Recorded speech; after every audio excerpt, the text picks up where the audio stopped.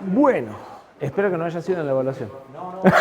Ayer casi 40 etapas mi video fue aquí. Casi. Vos se muerto a esto de que lo saquen 600 metros. Así que... Pasa. Sigo con pánico. Bueno, tengo entendido que hasta que habían llegado el lunes, que yo no estuve. ¿Sí? Esta la vieron. ¿Vieron qué son los temporizadores? Los temporizadores son unos módulos. ¿Puedo una diapositiva anterior? Sí. A ver si es. Me dijo que hasta la 18, pero la verdad que no me fijé si la 18 incluida o la anterior. Hasta los Watchdog. 18 no lo hemos visto. Perfecto. Bien. Uno de los módulos que están en el microcontrolador y que es el último que nosotros vamos a estudiar, es un módulo, no es muy complejo, pero cuesta, son los temporizadores. ¿Sí? Este procesador incluye varios tipos de temporizadores y los temporizadores tienen como función principal medir y generar señales periódicas. ¿Sí?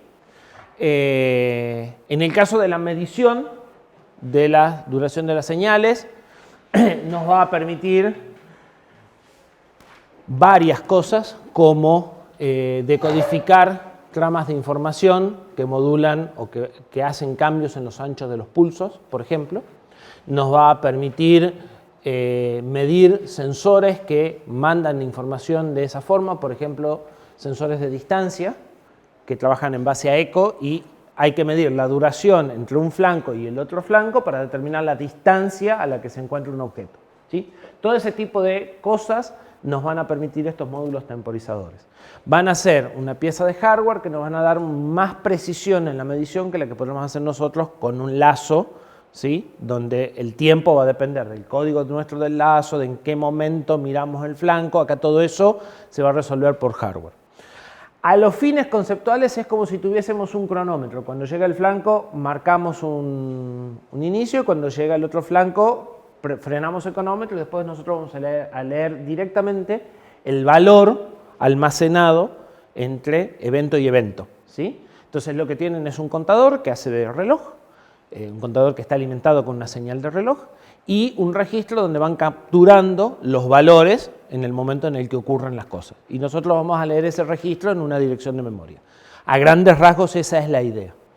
Y más o menos utilizando el mismo hardware, lo que podemos hacer también es tener un registro en donde ponemos un valor y cuando el contador alcanza el valor, entonces nosotros producimos un evento.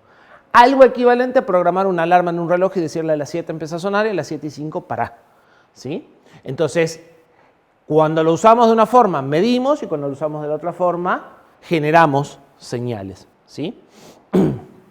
Entonces, esa es en esencia la idea de los temporizadores. En particular, este procesador tiene 3 o 4 tipos de temporizador que pueden hacer distintas cosas, algunas más sencillas, algunos que son un poquito más complejos en las formas de las señales que pueden generar. Pueden hacer unas máquinas de estados y algo por el estilo. Nosotros vamos a ver uno más o menos simple.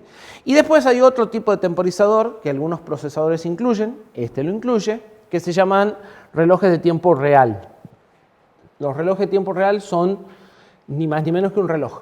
Son contadores encadenados que van contando segundos, minutos, horas, días, meses y años, teniendo en cuenta la forma especial de contar que tenemos el tiempo, digamos, o sea, el contador de segundos llega hasta 59, el contador de minutos llega hasta 59, el de 23, el de horas llega hasta 23, el de días se fija en el mes y depende y determina si es bisiesto o no, y van haciendo por hardware toda la cuenta, ¿sí?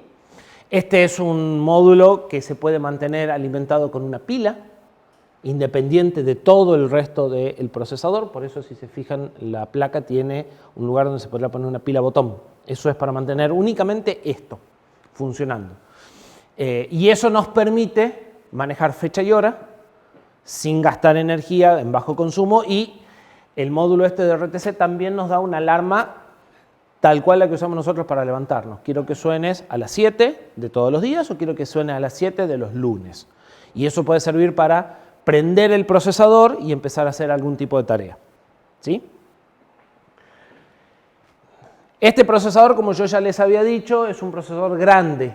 Tiene casi toda la variedad de dispositivos que podemos encontrar. El microcontrolador es más chiquito, algunas de estas cosas empiezan a desaparecer. O tenemos uno sí y otro no, ¿sí? O no tenemos directamente. ¿Sí?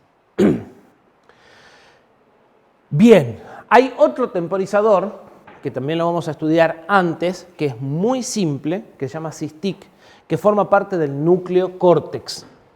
Todo esto son dispositivos de entrada-salida, entonces los pone el fabricante. ¿Sí? Pero hay un temporizador en particular que sirve para solo una cosa, y es producir una interrupción cada X tiempo. Es lo que nosotros íbamos a usar para contar los milésimas de segundo en nuestro reloj. ¿Se acuerdan que cuando dijimos el reloj, dijimos que íbamos a usar algo que iba a ser una interrupción fija cada X tiempo? Bueno, el núcleo ARM incluye un temporizador de ese tipo que se llama SysTick. Ese temporizador solo tiene un contador y cuando llega a un valor prefijado del contador produce una interrupción y vuelve a empezar. Entonces, lo que sirve es para producir una interrupción cada tantos miles de ciclos de reloj, básicamente. ¿Sí? Y sirve para medir tiempos a nivel software. Esto es lo que se usa para poder correr dos programas al mismo tiempo cuando vean sistemas operativos dos materias más adelante. ¿Sí? Entonces, esto es la base para poder estar corriendo más de un proceso simultáneamente y darle una cuota de tiempo a cada uno. El que va marcando esos tiempos es este temporizador especial. ¿Sí? ¿Qué pasa, digamos, si en el hipotético caso de que se demora un ciclo? O sea, ¿tendré un error? ¿Cómo se demora un ciclo? O sea, que por alguna causa, digamos, se me vuelva más lenta la máquina por un momento. No, para. O sea, en el nivel en el que estamos, no existe la posibilidad de que la máquina se vuelva más lenta. ¿Por qué? Lo que vos notás de una PC que se vuelve lenta es porque están corriendo varios procesos y porque hay procesos que pueden ceder o no el uso del procesador bajo ciertas circunstancias. ¿Sí? Todo lo que es multiproceso, o sea, cualquier máquina que esté corriendo más de un programa simultáneamente, en realidad lo que hace es asignarle una cuota de tiempo a cada uno y hacerlo muy rápido. Igual que como hicimos el multiplexado en la pantalla, vos no te das cuenta porque en un segundo pasaron 20.000 cuotas de tiempo a cada procesador.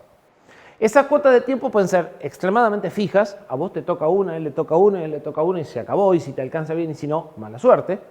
O en cosas como una computadora de propósito general, se pueden variar.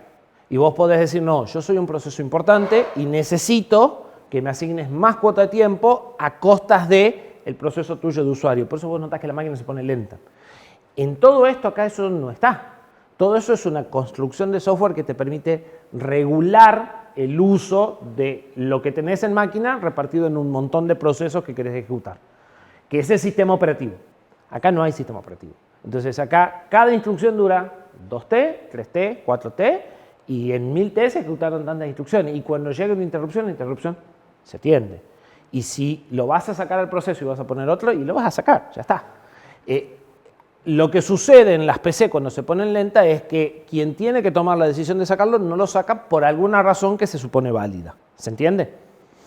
Eso lo van a ver entre arquitectura y sistemas operativos. En sistemas operativos van a ver cómo es el proceso para ir asignando esta cuota de tiempo y para ir decidiendo si le das cuotas más largas o más chicas a los procesos en función de las prioridades, en función de la importancia que tienen.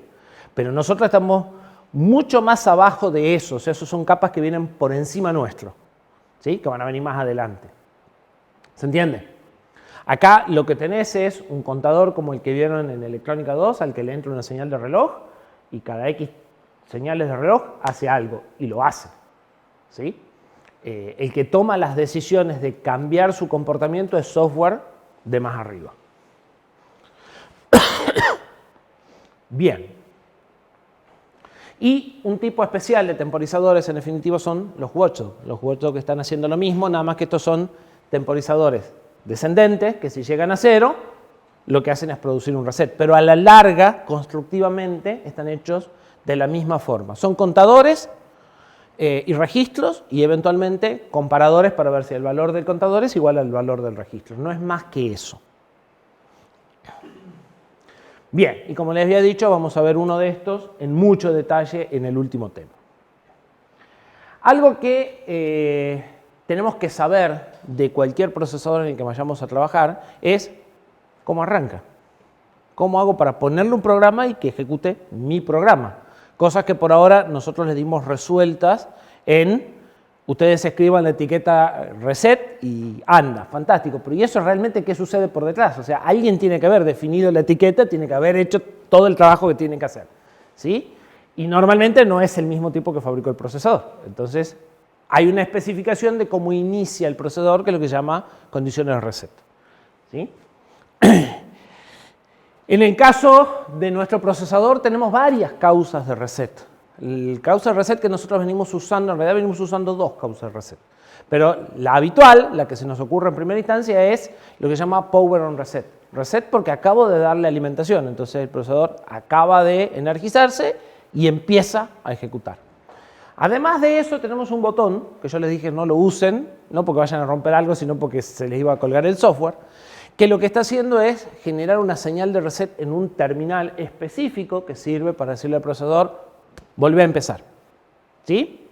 Lo que va a suceder a nivel comportamiento del procesador con este o con los que vamos a ver abajo va a ser lo mismo. ¿Sí? Pero en realidad, una de las cosas que va a tener el procesador es que me va a poder decir por qué estoy empezando a ejecutar el programa. Cuando yo empiezo a ejecutar el programa, podría decirle al procesador, che, ¿y por qué estoy ejecutando? ¿Porque me acaban de alimentar? ¿Porque me pidieron una señal de reset? ¿Porque se cayó la tensión porque estás alimentado con baterías y las baterías se están gastando? ¿Sí? Entonces hay varias causas que pueden hacer que el procesador se reinicie.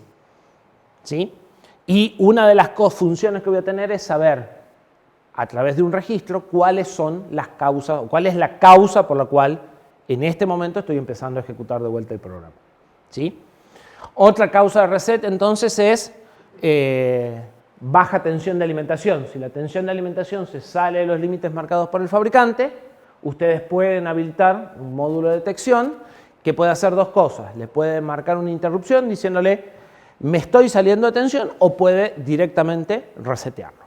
¿Sí? Eso es para evitar que el procesador entre en un estado indefinido en el que podría hacer pavadas. ¿Sí? Piensen que las pavadas de esto puede implicar roturas, daños o peligro si está controlando determinadas cosas y prende o apaga cosas que no debe prender. El watchdog es también una causa de reset. Dijimos que si ustedes no borraban la banderita del watchdog en cada determinado tiempo, eso producía un reset, un reinicio del programa para tratar de resolver ese problema en el que se metieron sin saber por qué. Es un mal funcionamiento de software. Y como les decía, hay un registro, o sea, una dirección de memoria con una serie de banderas que ustedes podrían leer para saber cuál es la causa por la cual el procesador se reseteó la última vez, o sea, por qué están empezando a ejecutar el programa, y tomar las acciones pertinentes. O sea, si ustedes están alimentándose por primera vez, podrían hacer una cosa, pero si ustedes detectan que el problema fue un watchdog, podrían pararse, prender una luz de alerta y no hacer nada. Es decir, mira, acá pasó algo serio y no voy a seguir ejecutando porque podría volver a caer en la misma situación, prefiero avisarte. ¿Sí? Entonces el programa en esa secuencia de inicialización donde nosotros seteábamos variables y nada más, podría tomar decisiones en función de esta información. ¿Sí? Normalmente la causa de reset se utiliza antes de empezar el lazo principal del programa. ¿Se entiende esta parte? Esto es medio aburrido, es descriptivo. La idea es como que sepan más o menos todo lo que hay, después nos vamos a ir metiendo en cada una. Otra de las cosas que tenemos, esto ya más o menos lo presentamos y lo vamos a ver también en detalle más adelante, son los puertos GPIO. ¿Se acuerdan qué eran los puertos GPIO? General Purpose Input Output. Son los puertos de entrada y salidas digitales. Es donde tenemos conectadas los LED, las teclas, los displays y todo ese tipo de cosas. ¿Sí?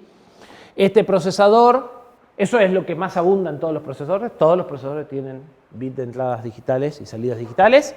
Cambian las cantidades, cambian cómo se los manejan más o menos, en general son más o menos todos iguales, algunos detalles cambian. Este procesador tiene 8 puertos de 32 bits, lo cual es una barbaridad, son 240 entradas salidas digitales, las cuales no existen todas, vamos a ver que existen la mitad, más o menos. No todas aparecen y en realidad el puerto que más tiene creo que tiene 17 de las 32 que podrá tener. O sea, desde el punto de vista del diseño son 32, pero muchas de esas no están cableadas, no aparecen en ningún terminal. ¿Sí? O sea, no existen. Porque, por dos razones. La primera, porque no estamos en el miembro más grande de la familia. Normalmente, cuando se diseñan familias de microcontroladores, se usa la misma pastilla de silicio en distintas cápsulas. Nosotros estamos en una cápsula de 144 terminales, en un PLCC 144. O sea, tenemos 144 patitas. Pero el mismo chip viene en un VGA 256, o sea, 256 patas. El silicio de adentro es el mismo para los dos, pero te faltan 120 patas entre una versión y la otra. Esas bien 120 patas están cortadas en los pines de salida del silicio y no van a ningún terminal. ¿Se entiende? Entonces, ahí hay una buena parte de las que no existen. Yo me arriesgaría a decir que en el VGA 256 están todas, y si no están todas, faltan 2 o 3 porque los encapsulados tienen una cantidad definida de patas. O sea, de 256 por ahí saltás a 325, ¿sí? 325 eran muchas, 256 eran pocas. Por ahí, entre las señales de reloj, de alimentación, te gastaste 30 de las 256 y no te entran las 240 terminales GPIO, ¿me entendés? Pero a nivel diseño es más fácil diseñar 8 por 32, todo regular y construirlo así, y después si sobra alguna no la conectas. ¿Sí? Que decir, este bit no lo fabrico, o sea, no tiene sentido el ahorro en silicio. Entonces, están implementados adentro del silicio, pero muchos de esos no salen por problemas de cápsula en general. ¿Sí? Normalmente en el miembro más grande de la familia, o sea, cuando vos tomás un manual, el manual te dice, este sirve para este y este miembro. Eso quiere decir que todos esos tienen el mismo silicio adentro. Por eso tienen el mismo manual. De hecho, en muchas cápsulas te dicen la versión de silicio, porque hay algo que no les va a suceder a menos que trabajen con esto, pero los fabricantes también se equivocan. Entonces aparecen unas cosas que se llaman erratas que dice, la versión de silicio 22J3 tiene un error y cuando escribís en el bit 7 del puerto GPIO 3, no anda. La versión de silicio 22C4 lo corrige. Entonces vos tenés que ir a ver la cápsula, qué silicio tenés adentro realmente, y si le pifiaron, le pifiaron. ¿Sí? Entonces, ellos hacen un diseño de máscara y todo el chip y después eso lo ponen en distintas cápsulas. ¿Sí? Por el costo que tiene el silicio y demás, ellos arman, no sé, 20 distintos microcontroladores, pero en realidad solo diseñan 4 silicios. Un silicio medio, un silicio chiquito, uno medio y uno grande. Y lo meten en cápsulas más chiquititas o más grandes dentro de la gama. O sea, no vas a encontrar un silicio que esté en un procesador de 256 terminales y en uno de 8. ¿Sí? Pero sí vas a encontrar de 256 a 140, de 60 a 30 y de 24 a 8. ¿Se entiende? Entonces, más o menos en esas gamas usan todo el mismo silicio dentro. Y te dan la cápsula que vos querés por cantidad de terminales, por facilidad de montaje, por costo. Te cobran un poco más baratas las cápsulas que tienen menos patas, porque las patas son costosas. O sea, el proceso de metalizado de las patas es costoso.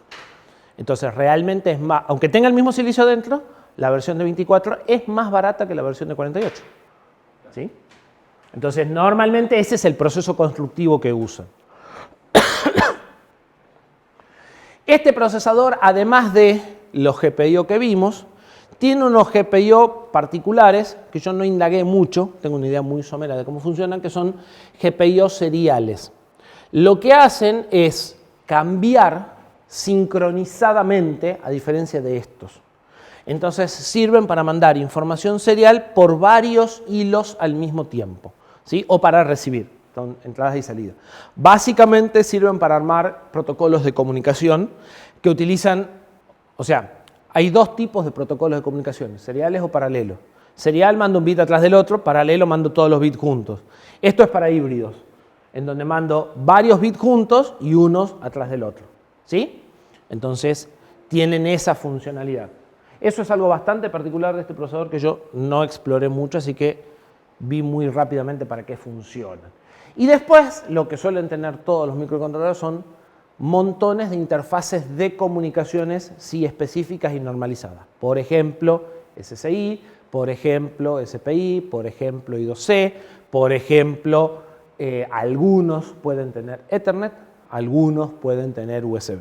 USB y Ethernet son protocolos muy complejos, ¿sí? Razón por la cual necesitan mucha memoria, necesitan, en el caso de Ethernet, un sistema operativo, porque tienen que estar supervisando la comunicación al mismo tiempo que están corriendo el programa. O sea, sí, tienen que hacer dos cosas al mismo tiempo, ¿sí?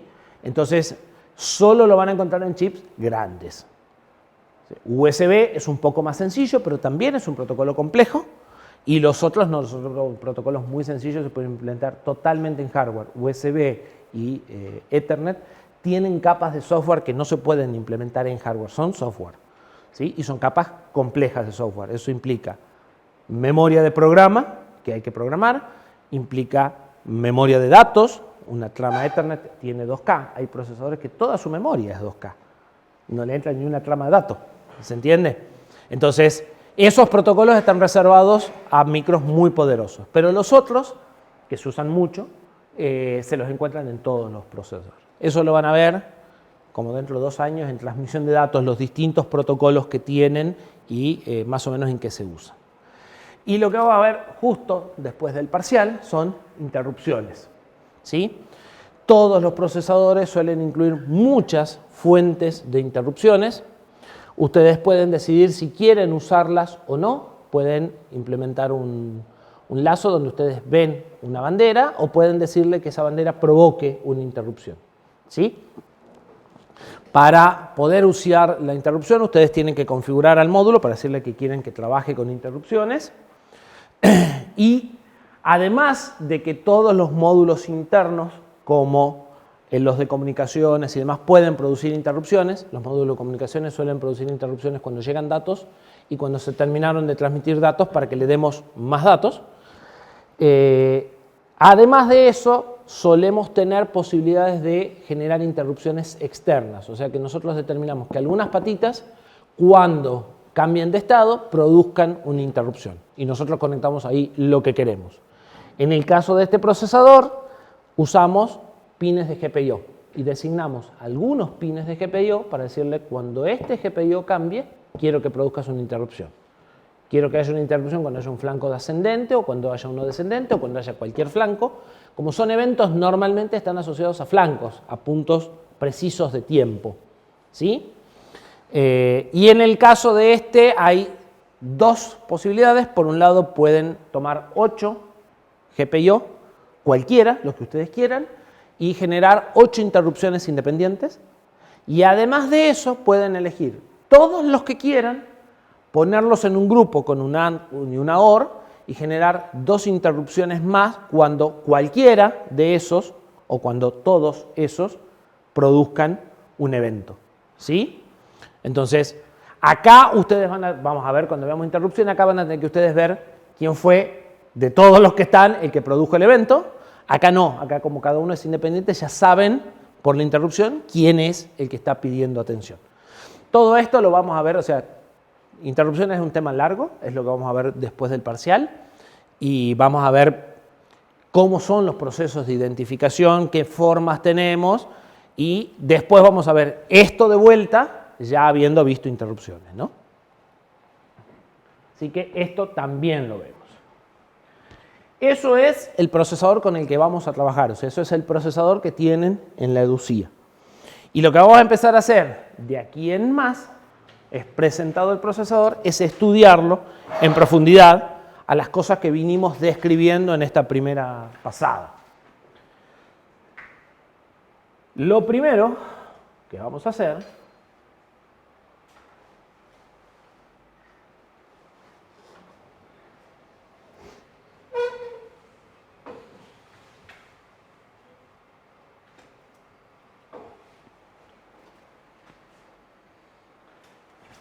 Bueno, ese era el cronograma. Vamos 1 hora atrasado, no importa, en lo absoluto. O sea, hoy teníamos que empezar este tema al principio y lo empezamos un ratito más tarde, pero está perfecto. Lo primero que vamos a hacer es ver cómo se le conectan memoria y estos famosos dispositivos de entrada-salida, como el GPIO, los registros de comunicación y todo eso, cómo están metidos adentro. Nosotros habíamos visto el camino de datos, habíamos visto el MAR, el MDR y la memoria. Y no habíamos indagado mucho en cómo hacía, qué pasaba por ese bus de datos para que el procesador lea y escriba memoria y cómo le ponemos memoria. ¿Sí? Entonces ahora nos vamos a meter en esa parte. ¿Sí? Vamos a seguir de lo que vimos en el primero, que era el camino de datos genérico, y vamos a ver qué pasa entre el MAR, el MDR y el bus de control y las memorias que ustedes vieron en diseño lógico. Para eso nos vamos a quedar con un procesador que estudiábamos antes, que se llama CPU08. ¿Por qué? Porque este CPU08 tenía un databus de 8 bits y un address bus de 16 bits. Nuestro procesador tiene 32 y 32. Dibujar las 32 líneas es un suplicio. Y cuando empecemos a fijar direcciones, vamos a tener que trabajar con cada uno de los bits individuales.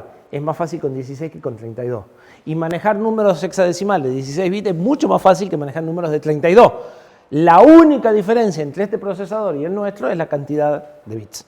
¿Sí? Entonces, para no enredarnos más de lo necesario, simplemente vamos a seguir con el procesador más viejo, que como era más chiquito, es más fácil de escribir y es más fácil de ver los números. Porque nos vamos a tener que meter adentro de las direcciones específicamente, vamos a tener que elegir una dirección de entre 64K en este caso o 4 millones en el otro caso. ¿Sí? Entonces, todo lo que vamos a hacer es exactamente igual, solo que en lugar de trabajar con 32 y 32, vamos a trabajar con 16 y 8, que es más simple. Bien. Si ustedes recuerdan, nosotros habíamos dicho que teníamos un procesador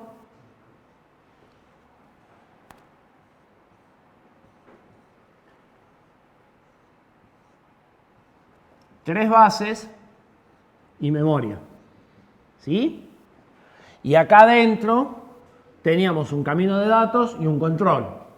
Y habíamos dicho que acá había un address bus, un data bus y un control bus.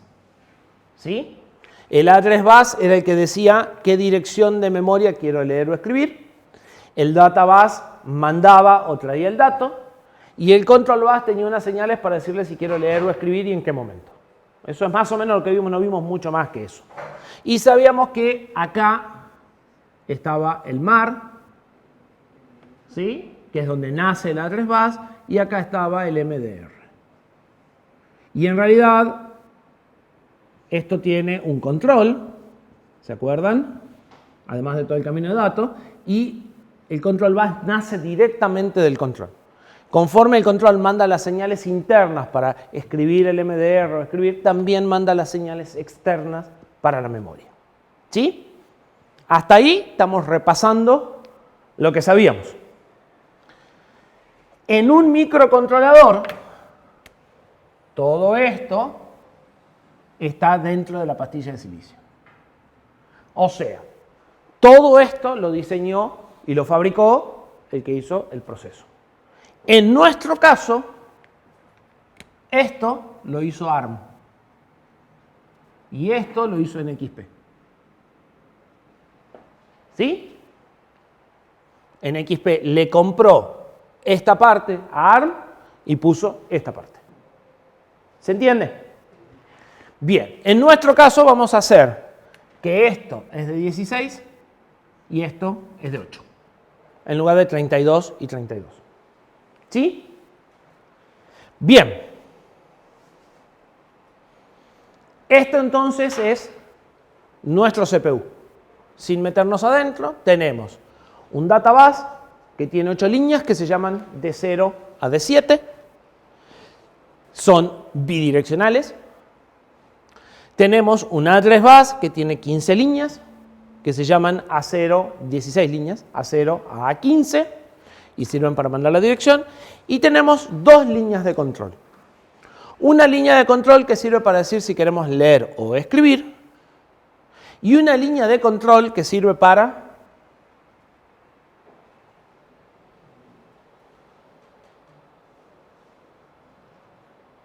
¿para qué necesito una línea más, además de una, para decirle si quiero leer o escribir? Porque puede no querer ni leer ni escribir en determinado momento. O sea, yo tengo tres estados en la memoria. Leo, escribo o no hago nada. Con una línea no los puedo manejar. Entonces necesito una habilitación. Necesito decirle, lee o escribí en esta dirección, en estos datos, cuando todo esto sea coherente. ¿Sí? Porque ese es otro problema. Tengo 24 líneas. Las 24 líneas no van a cambiar juntas, porque estos cables pueden ser de distintas longitudes, etc. Entonces, yo necesito fijar todo esto, y una vez que sé que todo eso se estabilizó en el tiempo, porque ustedes saben que si yo hago esto, en realidad ocurre esto. ¿Sí? No importa con qué nivel de zoom, siempre tenemos esto. Entonces, hay que darle un tiempo, esperar que todo se calme y recién puedo operar. Esta línea es el habilitador. Esta línea se pone después de que todas las otras están fijadas. ¿Sí? Este es un esquema. Hay otro esquema. ¿Qué otro esquema se les ocurre? Que igual ocupa dos líneas, porque tenemos tres estados, necesitamos dos líneas.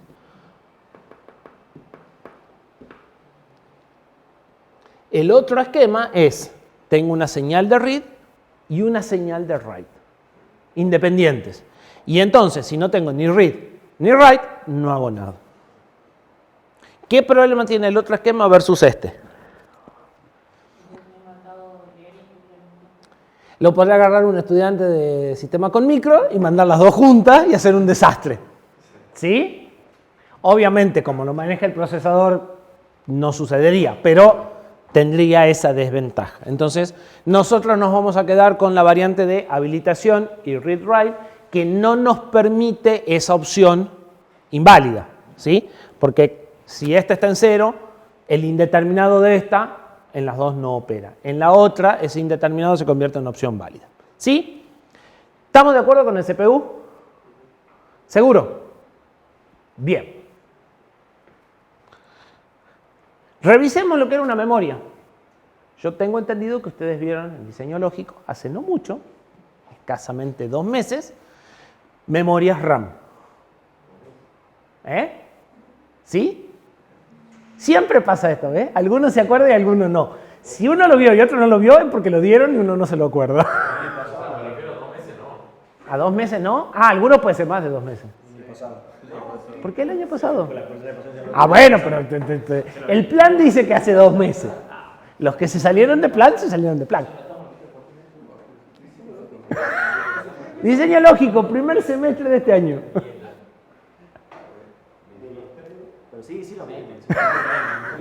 Bueno, 4 meses te deja tranquilo. Porque es uno de los últimos temas, o sea, no lo vieron en marzo, lo vieron en junio. Más o menos. Bien. Si yo tengo una RAM de 128 por 8, ¿qué es una RAM de 128 por 8? 128 qué y 8 qué. 128 registros de 8 latch cada uno. Latch tuvo de más. 128 direcciones, que son registros, de 8 bits cada uno. ¿Sí? O sea, 128 posiciones y 8 bits en cada posición. Eso quiere decir que si tengo 8 bits, tengo 8 líneas de datos, de D0 a D7. Y si tengo 128 direcciones, tengo 6 líneas de address, 7 líneas de address. ¿Sí? Porque 2 a la 7 me dan los 128, de A0 a A6.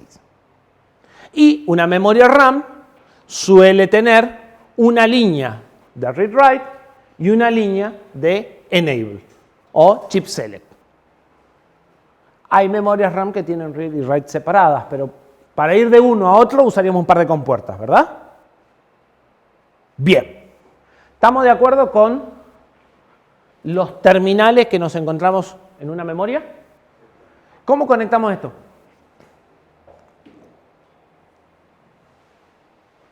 A con A, D con D, read con read y chip select con memory request. Ajá. ¿Y qué pasa?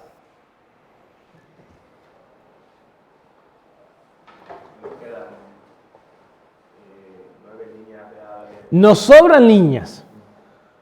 Hay 9 líneas de address de acá que no tienen equivalentes de acá. Bueno, las dejamos desconectadas. ¿Sí?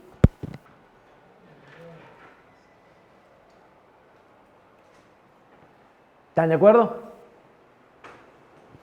Si yo pongo un analizador lógico acá, ¿saben lo que es un analizador lógico? Un osciloscopio de 24 canales o de 48 canales que solo trabaja en digital, solo muestra ceros o unos, ¿sí? Pero vos podés ver todas las señales al mismo tiempo. Es ni más ni menos que un osciloscopio de 24 canales o de 32 o de 64 canales. ¿Qué vería? Vería esto que se llaman diagramas de tiempo. ¿Qué es lo que sucede? Cuando yo mando a hacer un read, se fija la dirección. Un tiempo después de que se fija la dirección, se fija la señal de read-write. Esta señal se podría poner acá o se podría poner acá. Estos son 15 líneas que estaban, algunas en alto y algunas bajan, y otras estaban en baja y otras altas, suben. Por eso se representa con este cruce. ¿Sí? O sea, son muchas líneas que cambian más o menos todas juntas y vuelven a tener un valor estable. ¿Sí? ¿Se entiende la representación?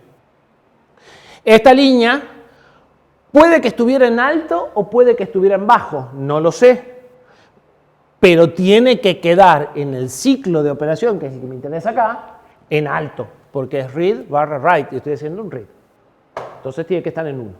No importa cómo estaba, desde este tiempo en adelante tiene que quedar en 1.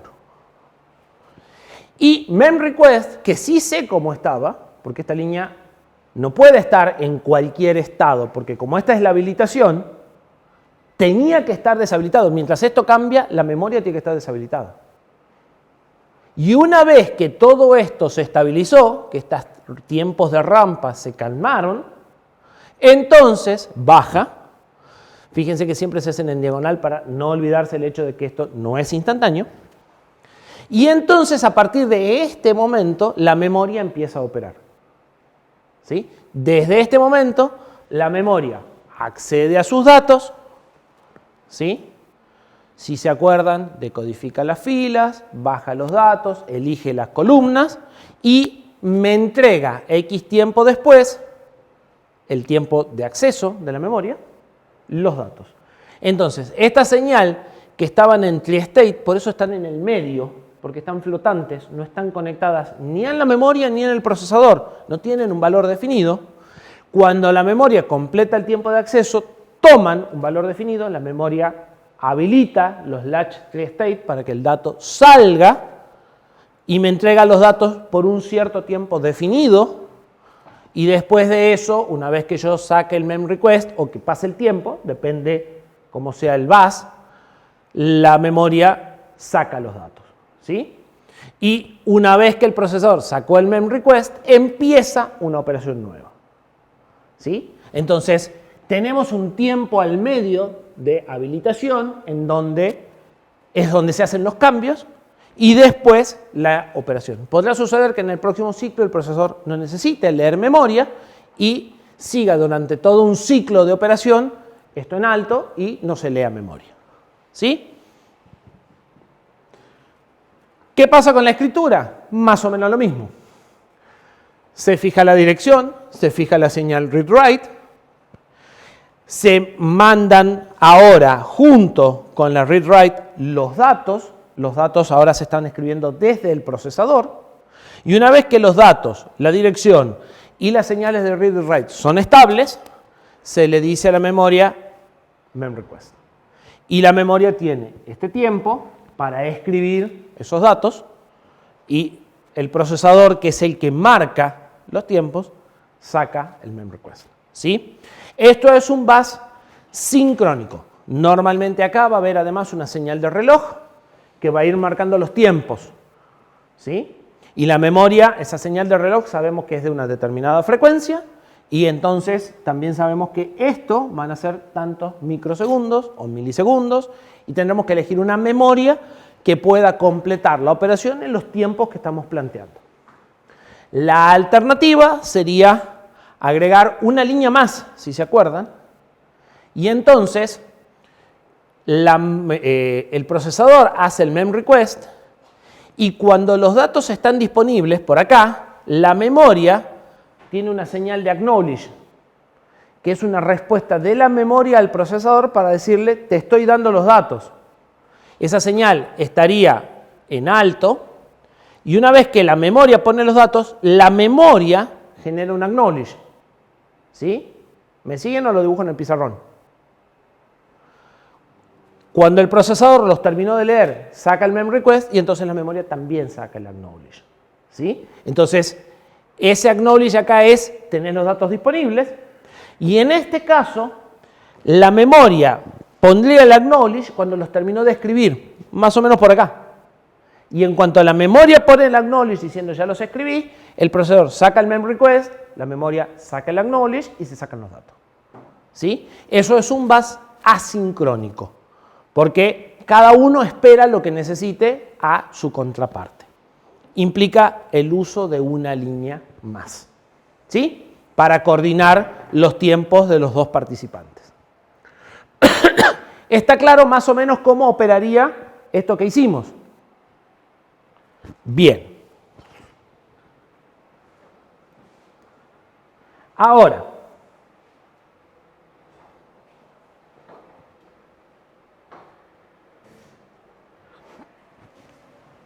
habíamos dicho también, parte de esto ya lo habíamos mencionado, que nosotros teníamos memoria, teníamos un espacio de memoria que era lo que el procesador podía manejar y que no siempre toda la memoria estaba completa. A veces poníamos memorias en determinados lugares, de hecho vimos que el procesador nuestro tenía 1,5 MB de los posibles 4 GB que podríamos manejar. Y entonces íbamos a usar a un mapa de memoria, que era una representación gráfica, que ya lo hicimos varias veces, para ver en dónde tenemos memoria, en qué rangos de direcciones y qué existen. Entonces, el mapa de memoria es un dibujo. En ese dibujo vamos a dibujar el espacio de direcciones. ¿Qué era el espacio de direcciones? También lo habíamos definido. El nombre lo dice, espacio de direcciones. Todas las direcciones posibles de memoria que puede manejar el procesador. ¿Sí? Entonces, ¿el procesador cuántas líneas de address tiene? Este que estamos usando. 16. ¿Cuánto es el espacio de direcciones? 16. ¿Sí? Entonces, ¿qué vamos a hacer? Un rectángulo que van a ser los 2 a las 16. Y después vamos a ir pintando, ¿sí? Las zonas en donde tenemos memoria física con áreas sombreadas y poniendo de qué dirección a qué dirección van cada una de esas memorias o cada una de esas cosas. ¿Estamos de acuerdo? Ese es nuestro espacio de direcciones. Va de 0 a FFF. ¿Sí? Ahora, si yo escribo o leo la dirección 0, ¿qué pasa con esa RAM que conectamos recién? Que como no se la acuerdan, vamos a ponerlo acá. ¿Qué pasa si el procesador lee o escribe la dirección 0? Cuento para niños. A ver, en base a esos diagramas de tiempo que vimos recién, ¿qué sucede? Primero el procesador manda la dirección. Escribe acá un 0 de 16 bits. Perfecto. Después, vamos por la lectura. Después manda la señal de request y la de... Primero la de read. Y después la de request. ¿Y la RAM qué ve? La RAM ve dirección 0, read, request. Pone los datos, El procesador sabe que X tiempo después tiene que leer lo que esté acá y éxito. ¿Qué pasa si ahora el procesador lee la dirección 128? La 0, fantástico. ¿Qué pasa si ahora el procesador lee la dirección 128? O si lo quieren mejor, 0, creo que es esta. No, en realidad no, es más fácil que este es. 0, 7, no, 0, 8, 0, 0. Esta dirección.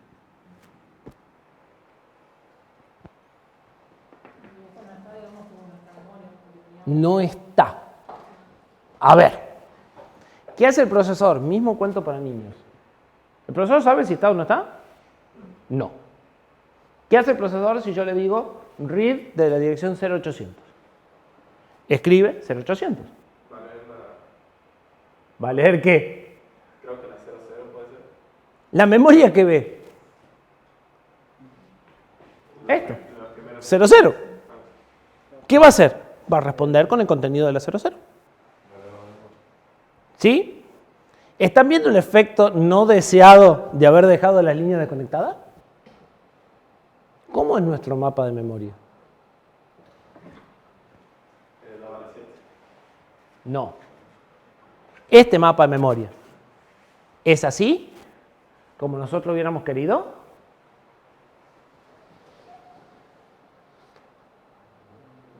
Porque esto quiere decir que de la 80 para abajo no hay nada.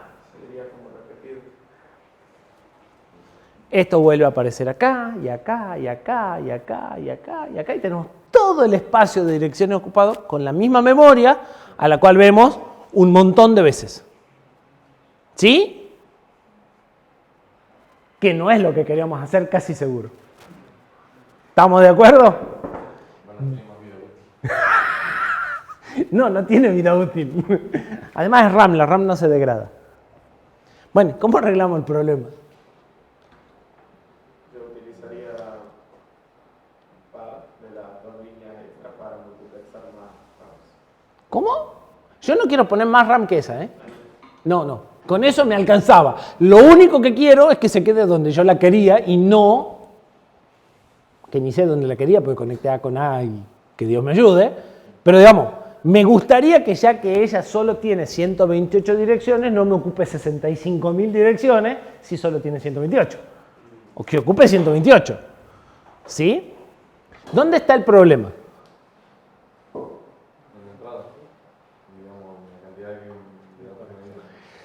En que dejamos líneas desconectadas en realidad. ¿Sí? O sea, teníamos 15 de un lado, 7 del otro y dejamos 9 sin usar.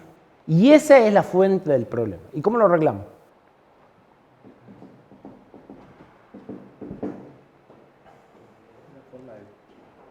Sí, hay forma.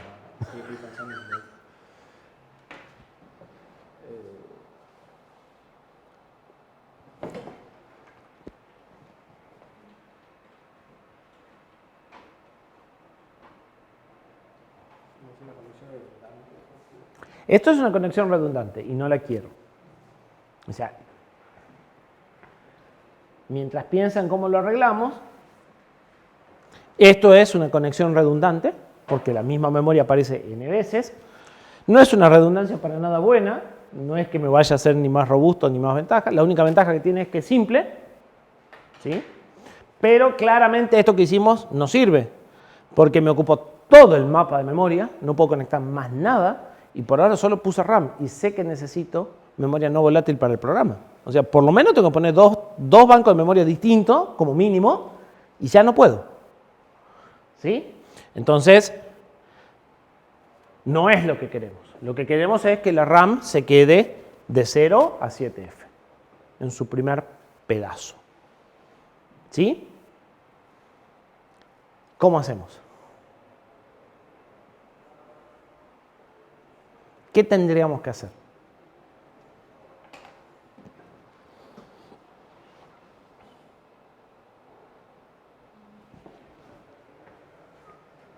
Mientras piensan,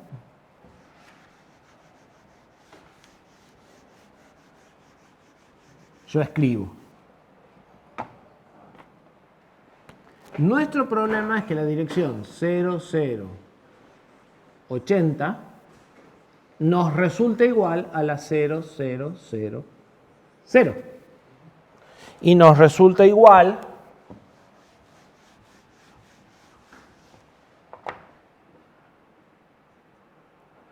a cualquier dirección del tipo 0, 0, x 0, 0, 0, 0, donde esto es binario y esto es hexa. En realidad, perdón, estoy escribiendo mal, es a cualquier dirección de este tipo. Estos son los 9 bits que nosotros dejamos desconectados. Al dejarlos desconectados los convertimos en una condición de indiferencia. No me importa si valen ceros o unos, pasa lo mismo. ¿Estamos de acuerdo? Son el octavo más todos los otros. Y nosotros en realidad no queremos que sea indistinto. ¿Qué queremos? Que sean todos ceros. Si queremos que se quede en esa dirección, todos estos no tienen que ser indistintos, tienen que ser 0. ¿Y una compuerta? Ajá. Hago una compuerta con todos esos bits, para que sean todos 0. ¿Y qué hago con esa compuerta? La conecto a la... ¿A qué habilitador? Al de la memoria. Porque quiero que la memoria no se dé por enterada si no es que esto es todo 0.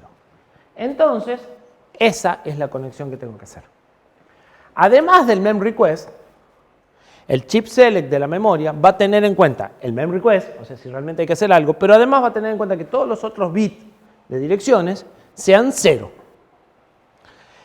Fíjense que esto es lo que fija la posición en el mapa de memoria de esto. ¿Sí? Esta compuerta es la que dice en qué rango de direcciones va a estar. Si yo empiezo a poner negadores acá, empiezo a moverla de área.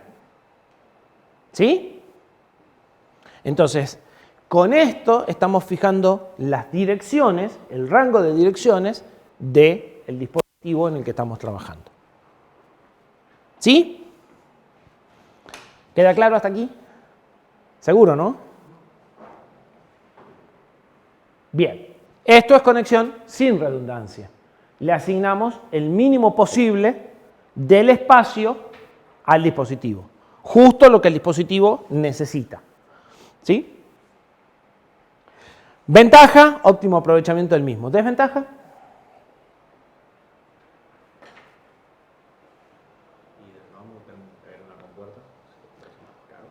Tengo que agregar una compuerta, razón por la cual tengo. Cuando yo agrego un componente tengo dos cosas. Costo y posibilidad de fallo. ¿Sí? La compuerta se podría romper. Y complejidad. A esa compuerta hay que cablearla. No tengo 3 cosas. Siempre que agrego un componente tengo aumento de la complejidad, aumento el costo y aumento la posibilidad de fallo. Todo eso. Pero tengo otro problema más y es más serio. El tiempo que va a demorar, digamos. El tiempo. Mis tiempos, si se acuerdan acá, estaban acotados. Y ahora, para que el chip select de la compuerta se habilite, tiene que haber procesado todo esto, más todo esto, y este memRequest que llegaba justo a la memoria, ahora va a llegar más tarde, porque hay una compuerta. Y no es una compuerta, porque no es 2 entradas. Son 8 entradas, o sea que en realidad esa compuerta que nosotros vemos es una cascada de compuertas adentro. ¿Sí? Se pueden hacer compuertas de más de una entrada, pero son unas cuantas entradas. Entonces, ese tiempo no va a ser un T. Va a ser, puede empezar a ser importante. ¿Sí? Y ese tiempo que yo perdí en la compuerta es menos tiempo que tiene la memoria para operar. O más tiempo en cada operación de lectura y escritura en un procesador va más lento. En todas las operaciones. Entonces, el tiempo aquí, que por ahora que pusimos una compuerta no es la muerte de nadie, es un factor, es una desventaja importante, más importante que el costo de la complejidad y demás. ¿Sí? En general, uno de los problemas va a venir por acá. Bien. Listo, ya tenemos RAM, ya tenemos dónde poner las variables. ¿Qué nos falta? para construir una computadora. Lugar donde poner el programa. Vamos a ser más modestos, pongamos una ROM nomás. Que es lo mismo. ¿Sí? Sabemos que necesitamos más memoria de programa que memoria de variables, así que nos vamos a ir a una ROM más grande. Algo coherente con el procesador que estamos. ¿Sí? 8K. 8K por 8. Esto quiere decir que tiene, a ver cómo estamos con el binario, 8K, cuántas líneas de ARLES, cuántas líneas de datos y qué otra línea de control. Sin leer. 8K. ¿Un K cuántas líneas son? 10. 8. 13 líneas. ¿Sí? 13 líneas de ARLES. De datos, 8. Es por 8. ¿Y control? 2. ¿Cuáles?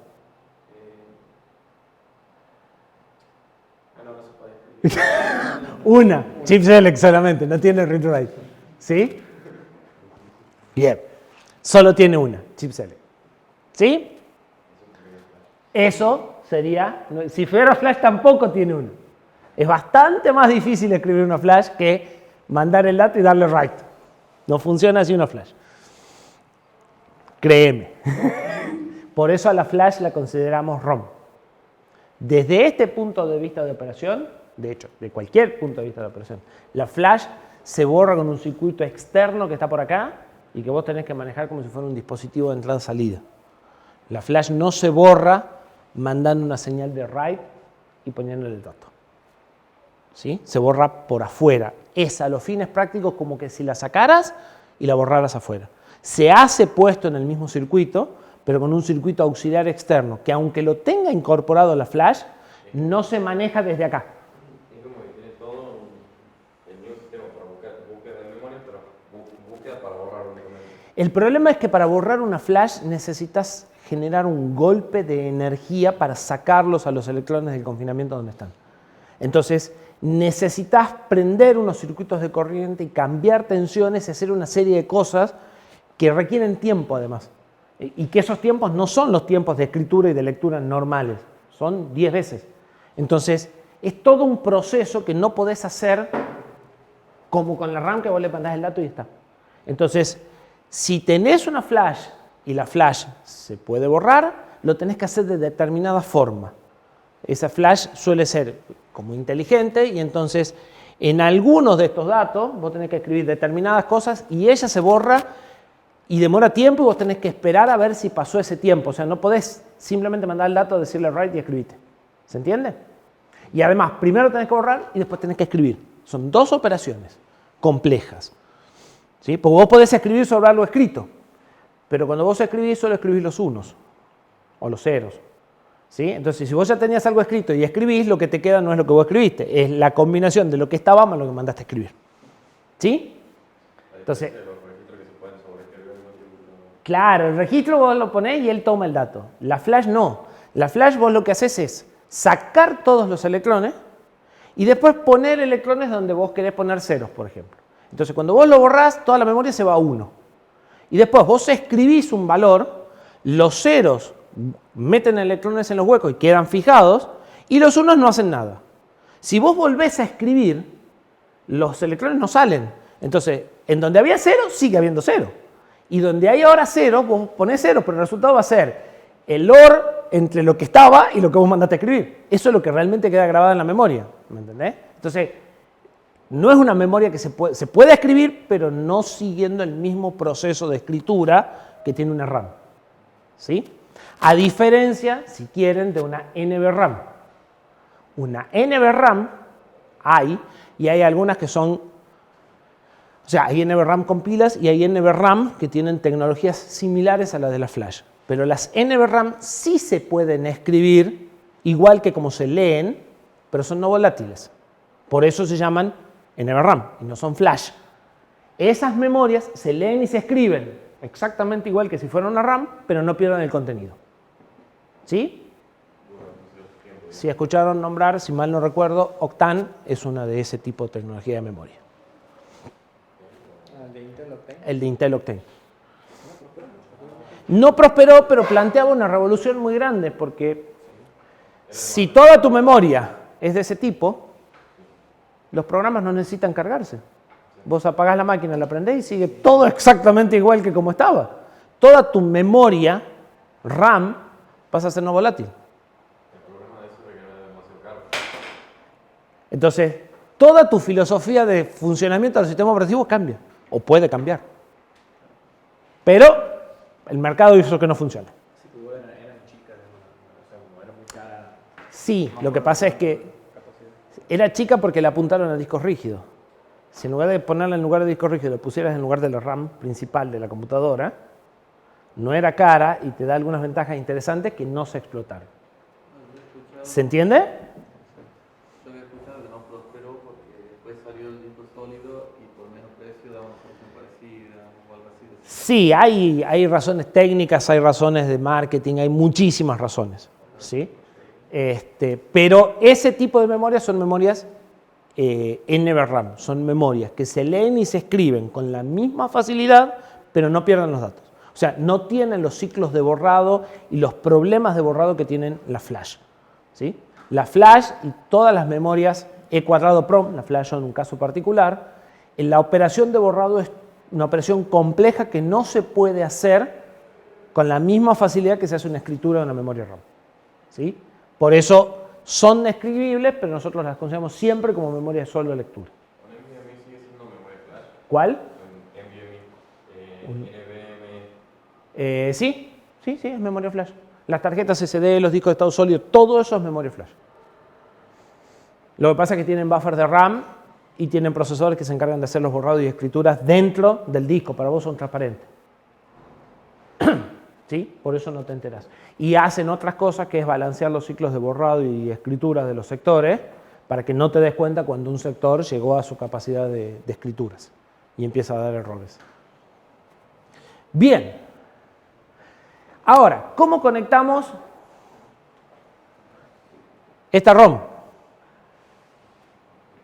Esta ROM nosotros la vamos a querer mandar al final del mapa de memoria. Pusimos la RAM en el principio, vamos a mandar la ROM al final. ¿Por qué? Porque este procesador, como nosotros seguimos usando ese procesador viejo, este procesador hacía algo distinto al que hace el nuestro actual. Nuestro procesador actual arranca con el PC en cero y empieza a buscar programas en las primeras direcciones de memoria. Este buscaba en las últimas. Entonces, ¿dónde tenemos que tener el programa? En el final del mapa de memoria. ¿Sí? Y tenía unas formas de direccionamiento optimizadas para las primeras direcciones donde era muy bueno tener RAM. Entonces, por eso estamos poniendo RAM arriba y ROM abajo. Si tuviéramos que hacer esto para el Cortex, probablemente haríamos al revés. Pondríamos la ROM arriba del todo y la RAM más abajo. Lo cierto es que queremos mandar la ROM al final del espacio de direcciones. ¿Sí? O sea, yo quiero que mi mapa de memoria quede el rectángulo, RAM acá, ROM acá, no está en escala, ¿sí? Y todo esto libre. Ya sé que tengo que poner una compuerta, ¿sí? Y esa compuerta, ¿cuántas entradas va a tener?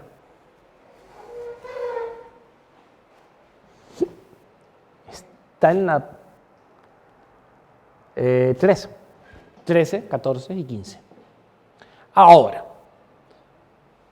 van 13, 14 y 15 sin negar, negadas, algunas sí, algunas no. ¿Qué tengo que hacer con esas líneas cuando entran a la compuerta para lograr que, porque la RAM salió ahí porque salió, ahora la ROM la quiero poner donde yo quiero? ¿Sí?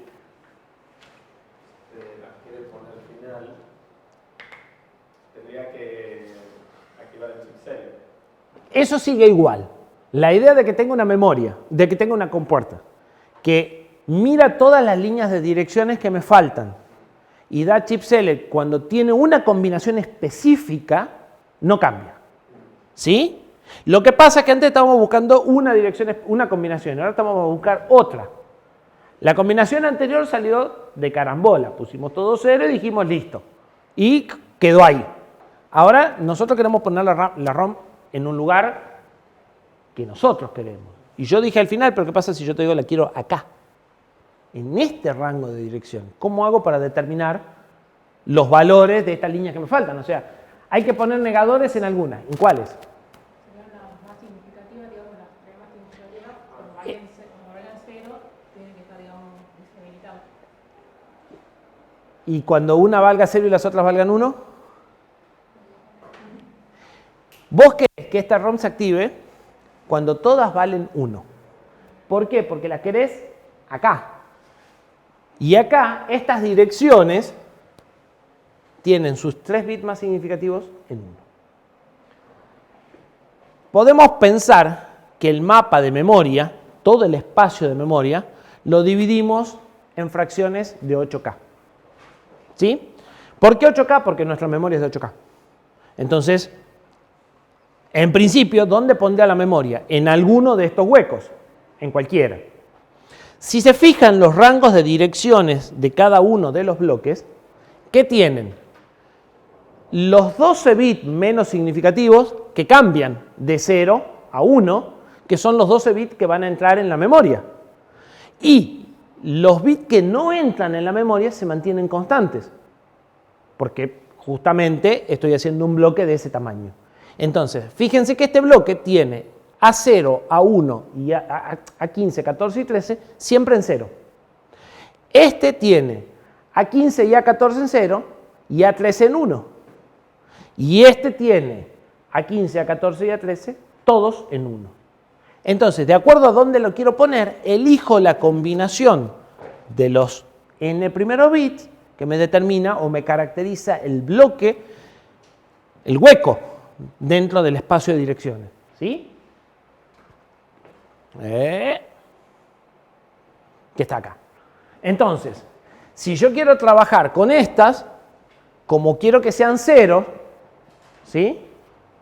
Bueno, usaré todas negadas, o las usaré negadas acá, porque como chip select es negado y pongo una compuerta AND, el teorema de De Morgan me complica un poco la vida. Pero lo cierto es que acá todas son ceros, acá son todas unos, y acá voy viendo las combinaciones, ¿sí? Y en algún caso niego y en otro caso no niego, ¿sí?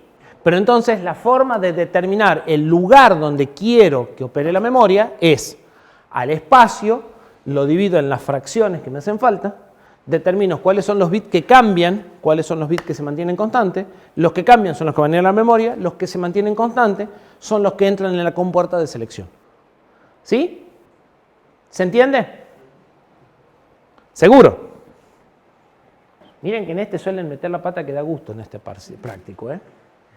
Entonces, de acuerdo a la escena que queremos ubicar el chip, elegimos la combinación, lo que acabamos de decir, usamos una compuerta de negador y sintetizadores para generar una función de selección, y la otra opción que podríamos hacer, por ejemplo en este caso, es directamente meter esas 3 líneas en un decoder de 3 a 8, y entonces vamos a tener una línea que se activa cuando estamos acá, una línea que se activa cuando estamos acá, una línea que se activa cuando estamos acá y una línea que se activa cuando estamos acá. ¿Sí? Y podemos hablar, o a veces se habla de bancos. Estas fracciones las llamamos bancos y el decodificador me está diciendo si estoy en el banco 0, 1, 2, 3, 4, 5, 6 o 7. ¿Sí? El tamaño del banco es arbitrario, o sea, yo usé bancos de 8 porque mi memoria era de 8. ¿Sí? Podría haber hecho bancos de 16, podría haber hecho bancos de 4. ¿Sí? Normalmente no voy a hacer muchos bancos ni voy a hacer bancos muy grandes, o sea, ni muchos ni pocos. Entonces, si vamos por esa opción, nuestro diagrama se empieza a complicar. Esto sigue igual.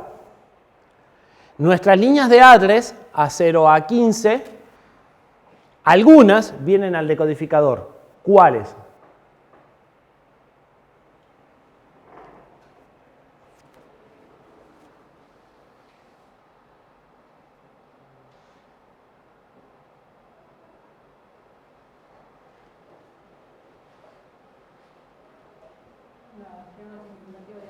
Lo dijimos recién, 15, 14 y 13. Las 3 más significativas entran en el decoder y dividen el mapa en 8 partes que llamamos bancos. Como mi memoria ROM de 8K calza justo en un banco. Entonces, esa línea que me dice que estoy en la última fracción, que es la que yo quería, más el mem request me da el chip select. ¿Sí? Esto es activo en bajo, esto es activo en bajo, esto también lo quiero activo en bajo, por eso pongo una O. Pero en realidad conceptualmente estoy poniendo una I. ¿Sí? ¿Estamos de acuerdo? ¿Qué pasa con mi RAM? ¿Cambió algo? ¿Qué cambió?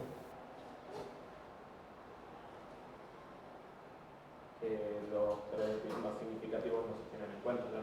Claro, porque ya vienen acá. Entonces, ¿para qué los voy a volver a meter en la compuerta? Entonces, ¿ahora qué pongo en la compuerta? Los que no están representados por esta línea, que son de 12 hasta 7. Y lo que estaría sucediendo es que al mapa yo lo dividí en 8 bancos. En un banco puse toda la ROM y en un pedacito del otro banco puse toda la ROM. ¿Sí? ¿Qué sucede si ahora digo, pongamos una OR de 2 entradas y hagamos igual que esto?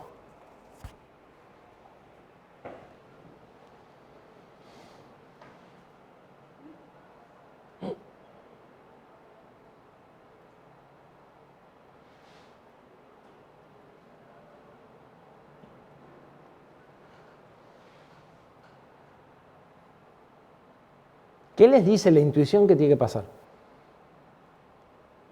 A ver, hay una cosa que debería haber quedado más o menos clara. Si saco líneas de la compuerta, ¿qué tiene que pasar? Tengo que volver al principio. Tiene que haber redundancia. No sé bien cómo, no sé bien dónde, pero si saco líneas, o sea, si hay líneas que no se utilizan, tiene que aparecer redundancia. Para que no haya redundancia, yo tengo que tener en cuenta todas las líneas de direcciones. Todas las líneas de direcciones tienen que participar en la operación de la RAM si quiero que la RAM trabaje en una sola combinación. En cuanto yo saco una línea de acá, esto empieza a aparecer 2 veces. Por cada línea que saco, a esto lo veo 2 veces más. Entonces, si saco todas las líneas verdes y me quedo con bank 0 y mem request como en este caso, ¿qué pasa con la RAM? Se repite en todo el primer banco y nada más. ¿Sí? Como esto es 128 y esto es 8K, se repite 16 veces, si no me está fallando la cuenta. ¿Sí? 7, 8, 9, 10, 11 y 12. No, se repite más, porque tengo 6 líneas. Se repite 2 a las 6 veces. Se repite 64 veces. ¿Se entiende? ¿Queda claro cómo funciona esto? ¿Podemos hacer eso? Sí, podemos hacer eso. Si queremos, podemos poner la RAM redundante, la ROM no. ¿Sí? Podríamos poner un decoder de 4 solamente y hacer que esta aparezca 2 veces en el final y esta aparezca 128 veces en el principio. Lo importante es que entiendan la correlación entre lo que conectan y lo que sucede en el mapa y en el software cuando hacen esa conexión. ¿Sí? Entonces, resumen, si todas las líneas de direcciones participan de alguna forma en el acceso a memoria, ya sea porque entran a la memoria directamente, que esas son las más fáciles, o porque de una u otra forma participan en esto que es la lógica de selección del chip, ese chip no va a tener redundancia. Cada vez que yo deje una línea de address sin contemplar, ese chip va a empezar a aparecer 2 veces. Y depende de las líneas que deje, puede aparecer 2 veces de forma muy fea. ¿Qué sucede si a mí se me ocurre la genialidad de desconectar a 7 de acá?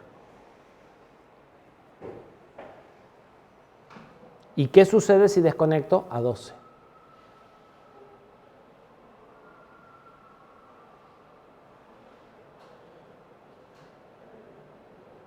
Que se aparecería en el primer bloque y en la primera sección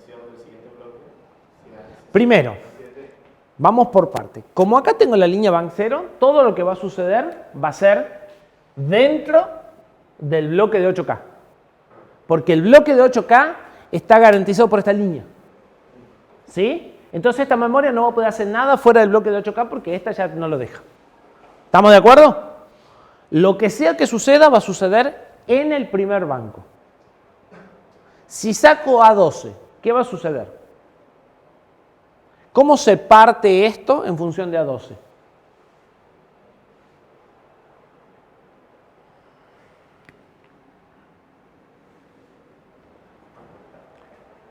Todo esto tiene A12 0 y todo esto tiene A12 1. Entonces, si saco A12, va a aparecer 32 veces seguidas acá y nada acá. ¿Pero qué pasa si saco A7? ¿Dónde está el A7 en esto?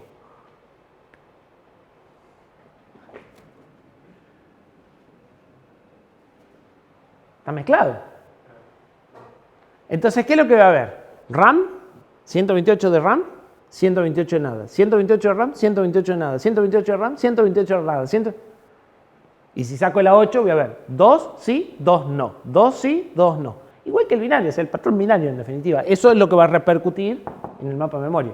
Obviamente hay combinaciones que son mejores que otras. Esa combinación es una porquería, digamos. O sea, si voy a dejar algo redundante, voy a tender a dejarlo consecutivo y bueno, también voy a tratar de no usarlo.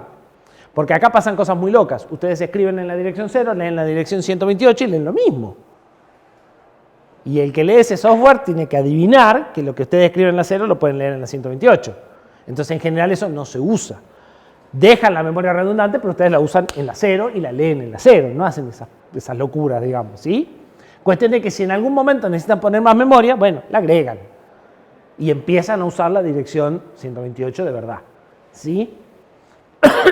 Son cosas muy simpáticas para jugar, pero para trabajar profesionalmente no sirven. ¿Estamos de acuerdo? Entonces, ¿se usa la redundancia? Sí se usa. No hay problema, con un mínimo de criterio. ¿Y por qué se usa? Bueno, porque esta compuerta tiene muchas líneas, entonces puedo querer ir más rápido o quiero usar una compuerta más chica, ¿sí? Fíjense que si ahora, creo que puedo quedar un poco más claro, que si esto fuera de 32 bits, esto se empieza a volver más problemático. Y cuando lleguemos a los dispositivos, que nuestros dispositivos de entrada y salida van a necesitar apenas una dirección, nuestras compuertas van a ser de 32 bits. Porque vamos a tener que ver todas, porque ellas no necesitan más que una dirección. O sea, esta necesita 128 direcciones. ¿Sí? Tienen de A0 a 6. Los dispositivos que vamos a hacer, con suerte, tienen una 1. Una 0. Con suerte, a veces ni eso. Ellos necesitan solo una dirección. ¿Sí? Entonces, estas compuertas se volverían indibujables. Por eso es que no nos fuimos a un procesador de 32 bits. Bien. Un detalle más, o dos diapositivas más que suman muy poquito y cortamos. Posibles mejoras. En MemRequest podría entrar al deco. Siempre pensando en narrar compuertas. Este decoder puede que tenga un enable. Cuando el decoder no tiene el enable puesto, ¿qué sucede con sus salidas?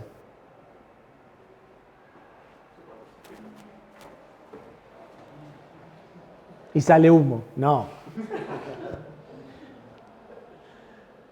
Yo les dije que tenían que repasar diseño lógico. Bueno, así hasta fin de año ahora. Así que si no repasaron, repasen ahora.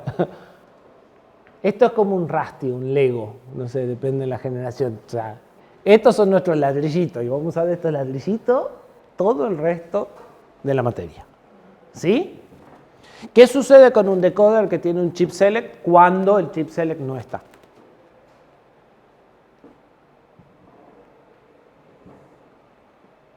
Es lógica simple. Lo mismo que en la memoria. Yo acá tengo 3 entradas. Acá tengo 8 salidas. Una de estas salidas siempre está activa. en función de la entrada que tengo puesta. ¿Qué pasa cuando tengo un chip select? Ninguna está activa. ¿Sí? Empieza a ignorar las entradas y todas quedan en inactivas. Si todas quedan en inactivas, ninguna memoria opera. Entonces, podría mandar este mem request al chip select, ¿sí? Y el chip select va a mandar señal recién cuando ya estén las direcciones, pero además cuando el procesador mande mem request. Y entonces ya no necesito que mem request entre a la compuerta, porque esta señal trae los datos más mem request sumada en ella. Hoy no, porque hoy no importa que haya acá en el address, alguna de estas se va a activar y todavía necesito la posibilidad de decirle ninguna. El chip select juega esa función, es decir, ignora todo el resto, no operes. ¿Sí? Si yo pongo el chip select acá, estas ganan la posibilidad de que ninguna esté activa y con eso ya puedo eliminarlas de acá. ¿Se entiende? ¿Sí? Bien. ¿Qué pasa si viene un estudiante de sistemas con micro y los estudiantes aprenden equivocándose? Todo el mundo aprende equivocándose. ¿Sí? Es así, no hay otra forma de aprender, lamentablemente. Y decide escribir en la dirección FFFF. Y hace write FFFF en el programa. Vuelta, historia de la que hicimos al principio. ¿El CPU qué hace? Escribe acá FFFF. Como eso tiene 3 bits en 1, se activa la señal de bank 7. Después manda mem request. Antes de eso también mandó write, por aquí.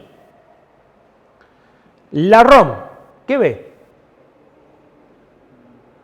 Chip select. Dirección. Mando el dato. Y después de un rato el procesador manda el dato por acá. Y si tengo un bus en el que 2 escriben, tengo un cortocircuito. Porque seguro que una de las líneas está en un lado, 0 en el otro, no hay resistencia en el medio, eso es la definición de cortocircuito. Un cable que tiene tensión de un lado y 0 del otro. ¿Sí? Algo voy a quemar. No sé qué, pero algo voy a quemar. ¿Estamos de acuerdo? Y no es buena idea. O sea, cuando uno diseña hardware, trata de que el software no lo pueda quemar. Acaban de descubrir que la máxima que conocían de con el software no puede romper el hardware es relativa. Es válida siempre que el que diseñó el hardware haya tomado las precauciones pertinentes. ¿Sí? Normalmente se toman. Entonces, normalmente ustedes por software no pueden romper nada porque el hardware contempló todo eso. ¿Cómo lo resolvemos?